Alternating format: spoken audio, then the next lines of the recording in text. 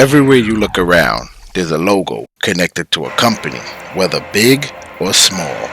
And today, we're going to get into the origins of football.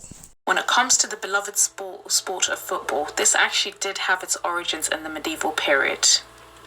Now, football, of course, is a sport that we all know and love today, and it's very well organized today with lots of different players, managers, coaches who make a lot of money.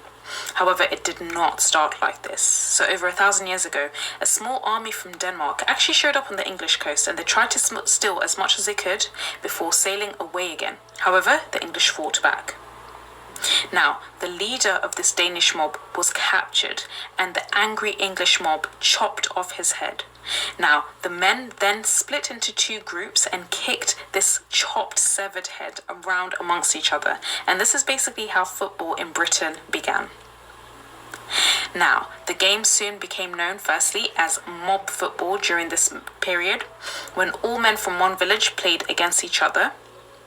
And they usually met up once or twice a year on public holidays like Shrove Tuesday. However, usually these events would become very violent, and there could be as many as 500 players, including women sometimes, with very few rules, no referee, and goals several miles apart. So in Workington, an old rule book said that players could use any method to get the ball to the target except murder. So really, that was the only rule there. And the ball was usually a pig's bladder stuffed with dried peas or sawdust. Sometimes a game was played with lots of different balls.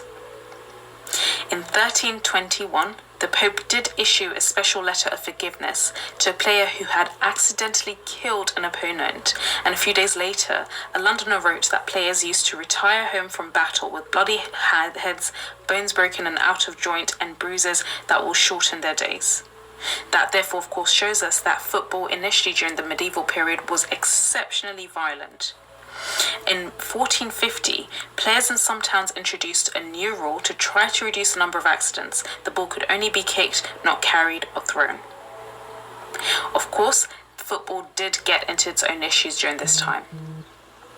So football tended to be regularly banned, of course, because of how violent it was. And in 1314, the Lord Mayor of London banned it, stating, "The hustling over large footballs causes a great uproar in the city."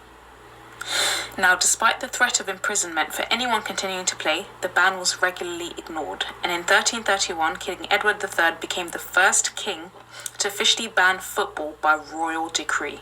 He said that people were playing it so much that they were forgetting to practice the archery skill, and King Edward III was worried that if a foreign army invaded England, men would have forgotten how to use the bows and arrows properly to defend the country. Indeed, football was one of Britain's most banned games. Between 1314 and 1667, it was officially banned by more than 30 royal or local laws, and Richard II, Henry IV, and Henry V all tried to ban it, but people were so determined to play it that they carried on regardless. We're going to talk about the origins of the sport and how it evolved, and it is a sport that we know today. One of the earliest versions of the game was discovered around 300 BC in ancient China, Greece, Rome, and some parts of Central America. It was called Koju. This also spread to Japan and was practiced in ceremonial forms. Another, yet more violent version of the game was spotted around 3,000 years ago. It consists of two teams, a captain each, a rock for a ball symbolizing the sun, and the losing captain would be sacrificed to the gods. In Britain around the 12th century, the game began to take more shape, resembling a little of what we know today, but it was still in its infancy stage. It caused damage to towns, injuries, and sometimes even death. The game was banned, but then re-emerged in the 17th century. They tried banning the game, but the game was much too popular at this point. The game was pretty much indistinguishable from rugby, so they tried to separate the two.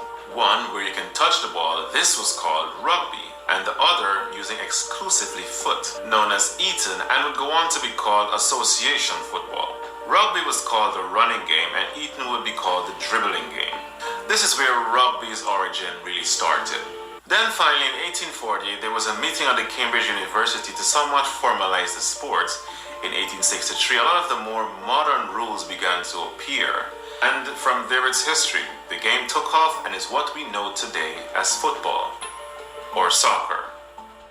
The reason why it's called soccer in some countries is because by the time football came to these countries, there was already another sport called football. This was rugby. In other words, football took longer to develop than its counterpart, rugby. The first World Cup was held in Uruguay in 1914.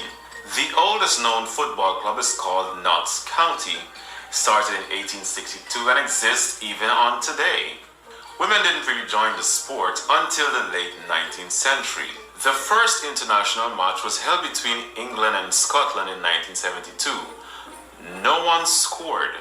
In 1883, the first tournament was held between England, Scotland, Ireland, and Wales. The first black player was Andrew Watson, who played for Britain in 1880, or in the 1880s. The penalty kick was introduced in 1891. FIFA joined the International Football Association board in Britain in 1913. Red and yellow cards were introduced during 1970s Football World Cup finals.